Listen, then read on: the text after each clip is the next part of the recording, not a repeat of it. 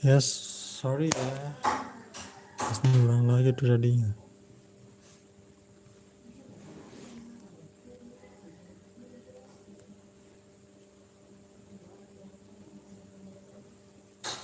Ini baru kita mulai guys.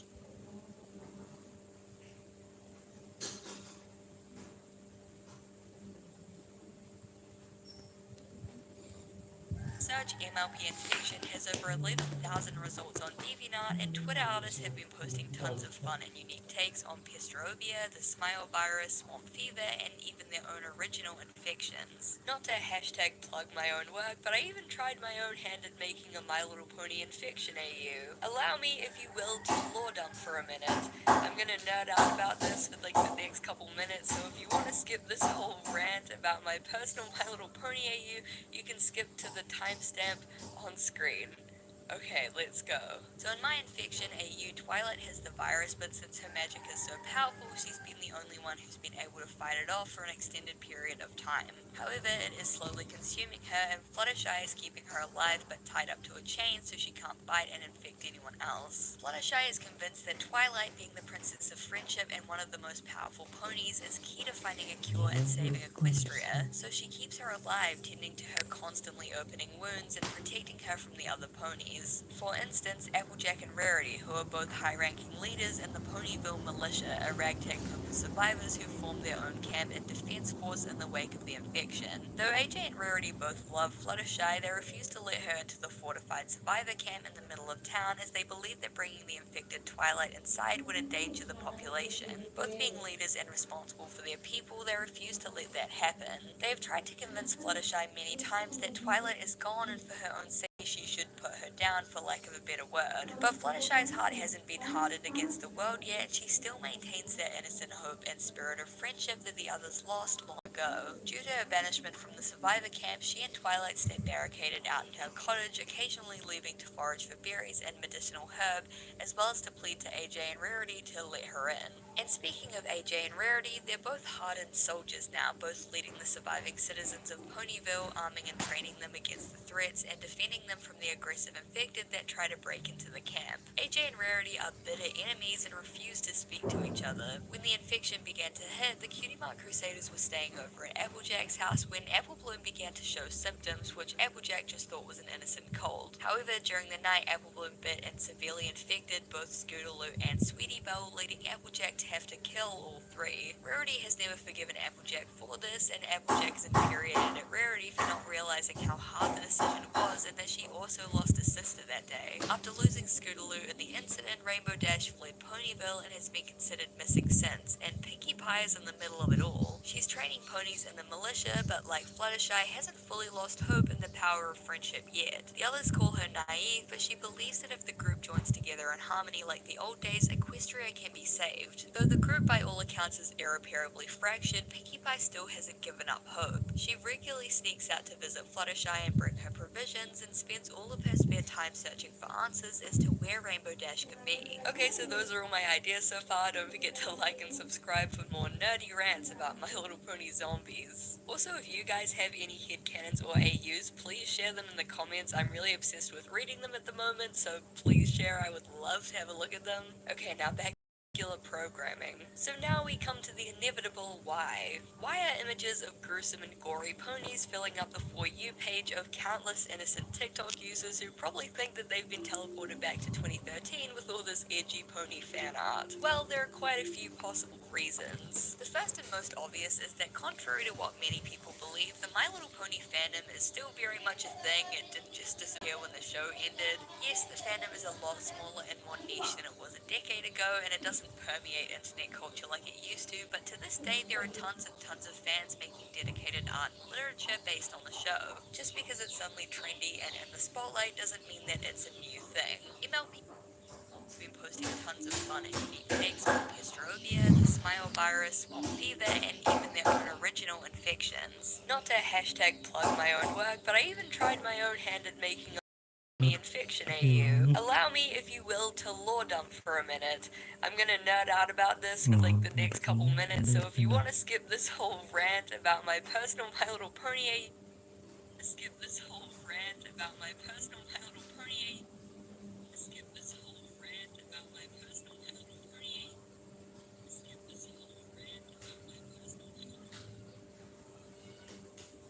next couple minutes, so if you want to skip this whole rant about my personal My Little Pony AU, you can skip to the timestamp on screen.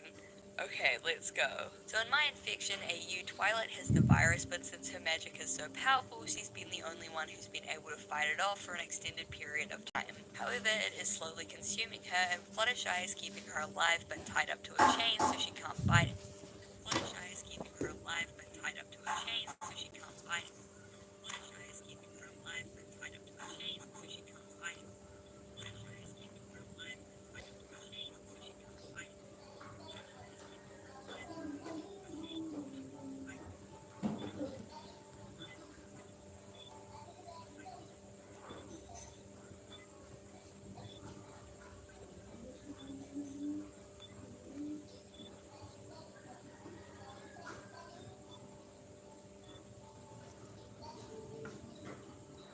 Extended period of time. However, it is slowly consuming her, and Fluttershy is keeping her alive but tied up to a chain so she can't bite and infect anyone else. Fluttershy is convinced that Twilight, being the Princess of Friendship and one of the most powerful ponies, is key to finding a cure and saving Equestria, so she keeps her alive, tending to her constantly opening wounds and protecting her from the other ponies. For instance, Applejack and Rarity, who are both high-ranking leaders in the Ponyville Militia, a ragtag group of survivors who formed their own camp and defense force in the wake of the infection. Though AJ and Rarity both love Fluttershy, they refuse to let her into the fortified survivor camp in the middle of town, as they believe that bringing the infected Twilight inside would endanger the population. Both being leaders and responsible for their people, they refuse to let that happen. They have tried to convince Fluttershy many times that Twilight is gone and for her own safety she should put her down, for lack of a better word. But Fluttershy's heart hasn't been hardened against the world yet, and she still maintains that innocent hope and spirit of friendship that the others lost long ago. Due to her banishment from the survivor camp, she and Twilight stay barricaded out in her cottage, occasionally leaving to forage for berries and medicinal herb, as well as to plead to AJ and Rarity to let her in. And speaking of AJ and Rarity, they're both hardened soldiers now, both leading the surviving citizens of Ponyville, arming and training them against the threats and defending them from the aggressive infected that try to break into the camp. AJ and Rarity are bitter enemies and refuse to speak to each other. When the infection began to hit, the Cutie Mark Crusaders were staying over at Applejack's house when Applebloom began to show symptoms, which Applejack just thought was an innocent cold. However, during the night, Applebloom bit and severely infected both Scootaloo and Sweetie Belle, leading Applejack to have to kill all three. Rarity has never forgiven Applejack for this, and Applejack is infuriated at Rarity for not realizing how hard the decision was and that she also lost a sister that day. After losing Scootaloo in the incident, Rainbow Dash fled Ponyville and has been considered missing since, and Pinkie Pie is in the middle of it all. She's training ponies in the militia, but like Fluttershy, hasn't fully lost hope in the power of friendship yet. The others call her naive, but she believes that if the group joins together in harmony like the old days, Equestria can be saved. Though the group by all accounts is irreparably fractured, Pinkie Pie still hasn't given up hope. She regularly sneaks out to visit Fluttershy and bring her provisions, and spends all of her spare time searching for answers as to Okay, for the rest of class, you guys can just talk now.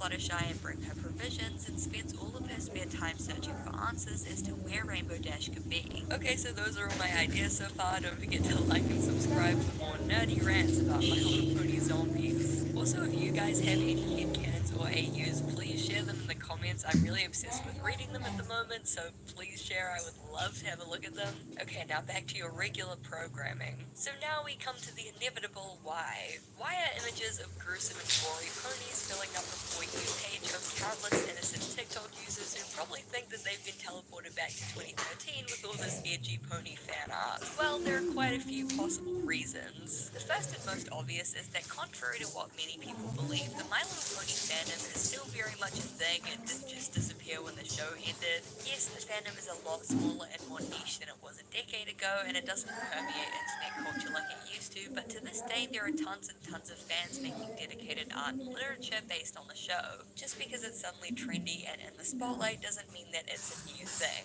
MLP fans have been making AUs and headcanons and rewrites for years and years, many of them sharing the same dark and edgy themes of the Infection AU. Like, post-apocalyptic ponies and infected zombie ponies are very much not a new thing. Those have been a thing in the fandom since, like, forever. Like, I literally remember seeing stuff like that when I was a kid in the fandom, and in internet years, I'm like an old man now. I think the reason that this particular AU got so popular was just a perfect storm of factors. 2010's nostalgia is very big right now, so recently My Little Pony Friendship is Magic has been having these little random bursts of popularity as different artists and creators rediscover it and make content about it. Osu's had its original format with the simple text slides and Google PNGs formatted into a TikTok slideshow is also just super easy and accessible. They're simple to make on basically any software, and you can craft a lore as intricate or vague as you want, so anyone regardless of skill level or artistic talent can join in on the fun. TikToks also just kind of strike gold in the algorithm sometimes and really pop off, and the original Pestrovia TikToks definitely got a lot of eyes on them. If you want a more hashtag deep look at why it's popular, my take is that there's a real sense of community that forms around these kinds of trends when they take off. It's all about creativity and world building and taking each other's ideas and building off of them.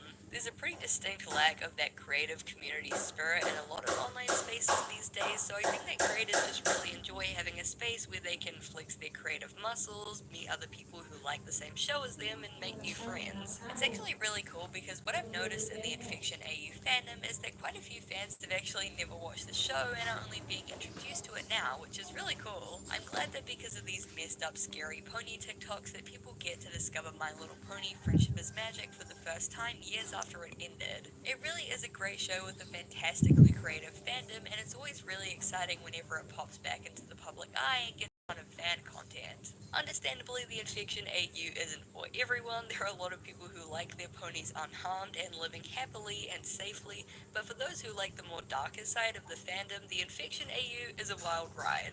I really hope that we see more unique AUs becoming popular in the My Little Pony space because it's always such a blast interpreting them in your own way and seeing others' interpretations. And speaking of that, if you guys have any AUs or headcanons yourself, as I said earlier, please do share. I would absolutely love to read them.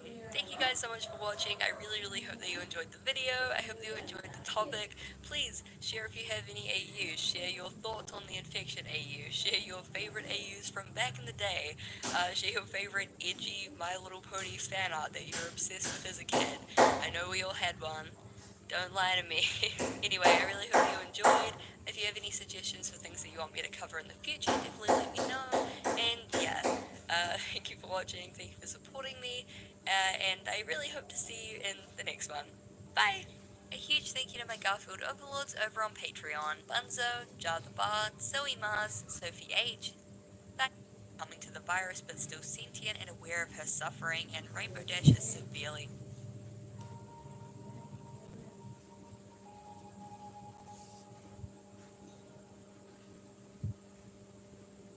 Humans seem to have a fascination with horror, and the genre has a very rich history. From Thomas Parnell's A Night Piece on Death from the early 1700s, believed to be one of the first so-called graveyard poems, to the first Gothic novel ever published, Toronto by Horace Walpole in 1764, to the works of Bram Stoker and Edgar Allan Poe in the 1800s. They, and many more, paved the way for modern horror.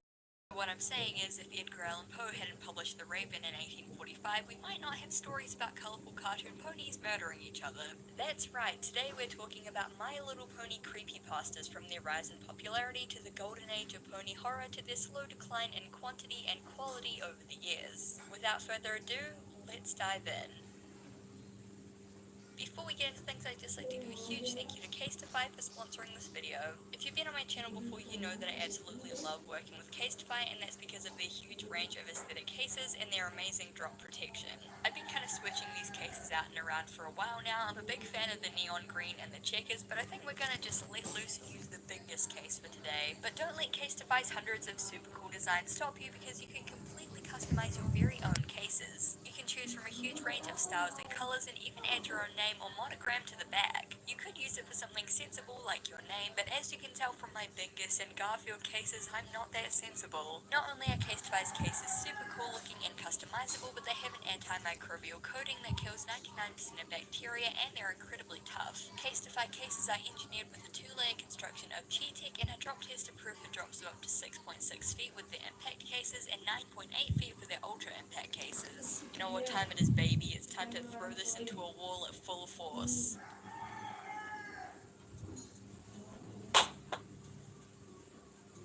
Not a scratch. The phone case is it's totally intact. Now you don't have to pick an ugly, bulky case that protects your phone and a cute case that immediately breaks because case is cute and tough like a armadillo. If all that wasn't good enough, you'll be helping the planet because Casetify's new impact and ultra impact cases are made of 65% recycled and plant-based materials and are compatible with wireless chargers. Whether you're getting a new iPhone or device and want to protect it, looking for the perfect gift for a loved one, or just want to treat yourself, Casetify is a must. Head to casetify.com/Izzy today to save 50% order. Once again, that's casetify.com/Izzy to save 50% off your order. In the description. Thank you so much to Casetify as always for sponsoring this video, and now let's get into a deep dive of My Little Pony creepypastas.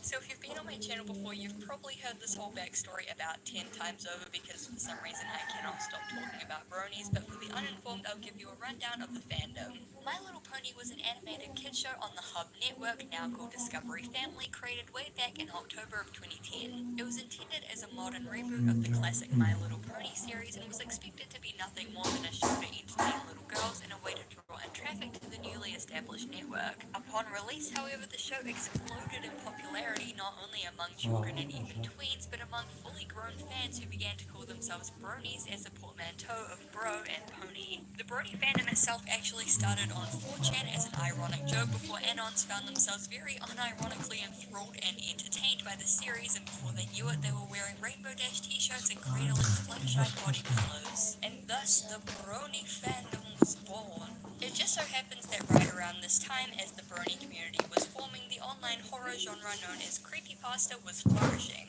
While the term creepypasta was originally used for spammy chain email creepy stories that people would copy and paste around the internet or over email, it eventually became a catch-all term to reference any kind of horror content on the web. One of the earliest examples is Ted the Caver, a story posted on Angel Fire from the perspective of the fictional Ted, explored a terrifying cave system and eventually stopped posting altogether. With the creation of creepypasta.com in 2008 and the creepypasta wiki in r/nosleep 2010, suddenly these stories were all compiled in one place and easily accessible, which is when things really started taking off. The early 2010s is when creepypasta really became its own genre, with authors influencing each other's stories, certain characters becoming incredibly well known and even mainstream, and individual pastas beginning to garner fandoms of their own. With the release of My Little Pony and the formation of its fandom in late 2010 to early 2011, perfectly coinciding with the creepypasta boom, many bronies were chomping at the bit to take their beloved Rainbow Horse Show and make it scary TM. A lot of popular stories within the creepypasta community were based around My Little Pony, and the introduction of more adult-oriented horror content caught the eye of a lot of skeptics who thought MLP was just for babies. In a weird way, it was kind of symbiotic and helped to grow both communities, and this symbiosis created the most terrifying content known to mankind,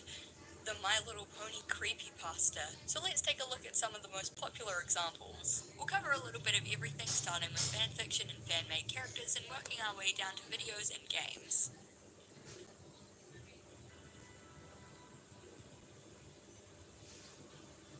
While it's hard to pinpoint the very first written record of pony horror, the earliest creepypasta to rise to prominence was a fanfiction called Cupcakes. Published in early January of 2011, only around 3 months after the show first aired, it was posted to 4chan's comics and cartoons board by a user called Sergeant Sprinkles, where it very quickly became infamous. The fanfiction, using very graphic language, depicts Pinkie Pie drugging Rainbow Dash with a cupcake before holding her hostage and violently dismembering her to make her into cupcakes. The story is extremely graphic, detailing all of the violence in explicit detail, and is very intentionally over the top in terms of its shock value. Pinkie Pie wears a unicorn horn necklace and a cutie mark patch dress which she made out of her victims, which would go on to feature heavily in Cupcake's fanfics, fan art, and fanfic spin-offs. Basically, the fanfic was one long torture scene played for shock value above all else, and its aimless narrative and over-reliance on gore has earned it many places on worst creepypasta ever lists. Standards for creepypastas are much higher now, but back then the idea of a gory My Little Pony fanfic was all very novel and shocking and had people clutching their pearls, so the reception and subsequent popularity was a lot more explosive than it would be today. And we can actually see some of that reception on the original Equestria Daily post about cupcakes. Honestly, what's the fucking point of this vileness? Oh god, no, not cupcakes, anything but that.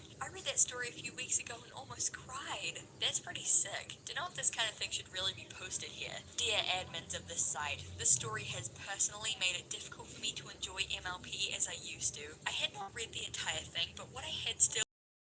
Do not subject bronies to this. It's not fair to have them read this. I wish I never heard of it. Don't spread what should not exist. The Equestria Daily article was deleted soon after, which a lot of people attributed to cupcakes being so spine-chillingly terrifying and notorious that they had to delete it to save the sanity of their users, but it probably had more to do with the general poor reception. In particular, am I the only one that finds something really, really uncomfortable about having this entry so closely above the charity for children in need? Good job, guys. Now this is a good place to stop and take a look at the Pinkamena phenomenon.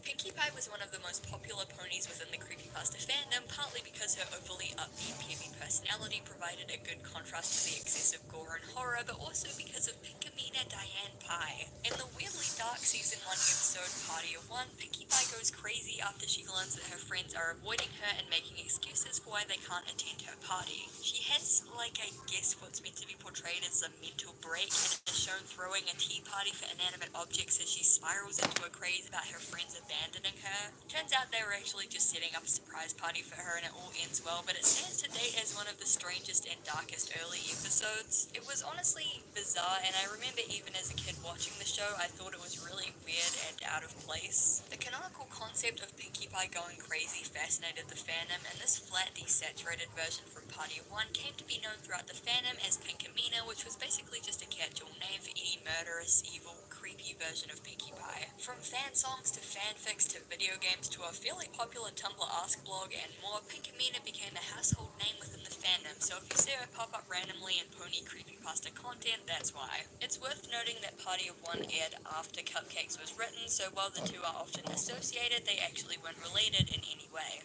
Despite all the outrage that Cupcakes caused, it really opened the floodgates for more creepy pony content and really set the tone for creepypastas to come, which leads us on to Rainbow Factory. Rainbow Factory was a fanfiction inspired by a fan song of the same name by the popular brony musician Wooden Toaster, which, as a side note, has over 10 million views, hot damn. The song was created for a pony music competition where the task was to create a song about the creation of rainbows in under a week, and with this theme in mind, Wooden Toaster created a song which was dark in tone and implied that the titular Rainbow Factory was actually nightmarish and evil. Fanfic author Aurora Dawn took the basic premise and tone of the story and turned it into a short horror fanfiction obviously named Rainbow Factory. In the story, Scootaloo fails to pass her flight exam in Cloudsdale and is taken to the Rainbow Factory where failed flight school graduates are killed and harvested for their colors. Hey, it's better than college debt, am I right? Turns out that good old Rainbow Dash is the manager of the Rainbow Factory and tries to have Scootaloo killed, but she escapes at the cost of losing the two young Pegasi she was trapped with. She ends up escaping Rainbow Dash and flying down a chute to what she thinks is outside, though in a shocking twist, it turns out that it leads right back to the room she was originally held captive in.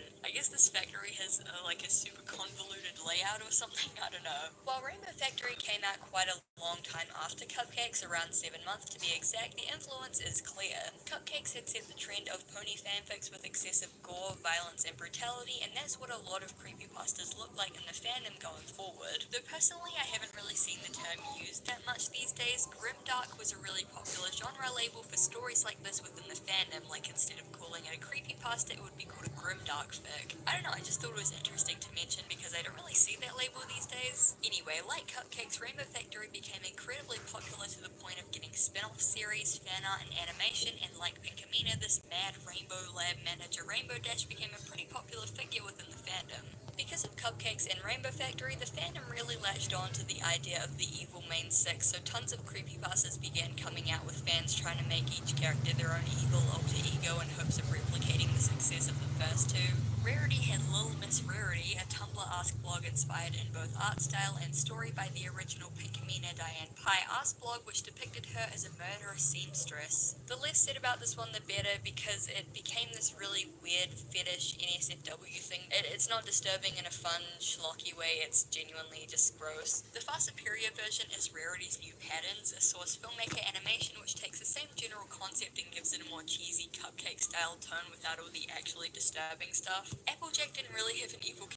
Historically, she was one of the least popular characters, though she did eventually get a fanfic called the Apple Sleep Experiment, which was funny because it was literally just a My Little Pony version of the Russian Sleep Experiment creepypasta. The experiments of Twilight Sparkle cast Twilight as a mad scientist gone murderer, partially inspired by the Season 3 episode Lesson Zero, which showed Twilight going crazy after not being able to come up with a lesson that she learned that week. It was basically a Kamina moment, and screen caps promptly flooded the forums and fan communities. Anyway, the idea of like a mad scientist Twilight Sparkle murderer is cool and I like it. Fluttershy was similar to Pinkie Pie in that her very sweet, shy, and timid personality was fun to contrast against horrific material, so she had a lot of different alter egos within the fandom. These included Amnesia Shy after she featured in a modded version of Amnesia playthrough, it's just the most 2010s thing ever. And also Murder Shy, a generic serial killer creepypasta villain version of the character. The latter was heavily popularized by Shed.mov,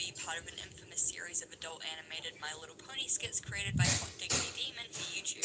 Shed.mov depicted Fluttershy as a violent serial killer who kept the bodies of the victims into a shed. Shed.mov Fluttershy, aka Shed Shy, became a popular figure within the pony and creepypasta community, and the phrase "stay out of my shed" became a common in-joke and meme. It even went as far as to be referenced in the official My Little Pony manga. Most of the videos in the series, which contain super vulgar, lowbrow comedy, NSFW content, and violence, are filled with comments about how people used to watch them as kids. A similarly infamous video was Smile HD, a seemingly innocent animated pony remix featuring Pinkie Pie, who then begins violently slaughtering her friends to the music. I'm not gonna lie, the animator kind of went off with this. It's actually really high quality, and weirdly there's a lot of mysterious lore surrounding it. The animator, who went by Dave Davey or Mr. Davey, was similarly controversial for his My Little Pony animations around disturbing subject matter, and even had a Rainbow Factory animation planned until he dropped the face of the earth and deleted all of his videos suddenly. There are rumors that at some point he said that he worked at Hasbro, and people have speculated that his bosses found his work and forced him to delete it all or be fired. Though to be honest, that explanation is very dramatic and over the top, and if I had to guess, I would just assume that he's one of the thousands of internet artists that just stopped posting one day because they stopped giving a shit. Either way, Smile HD joined the pantheon of incredibly popular and widely viewed My Little Pony gore videos. The normalization of very graphic adult content within children's fandoms has been a debate for a really long time, and we'll get back to this a bit later, but for now let's move on to the video game side of the My Little Pony creepypasta fandom.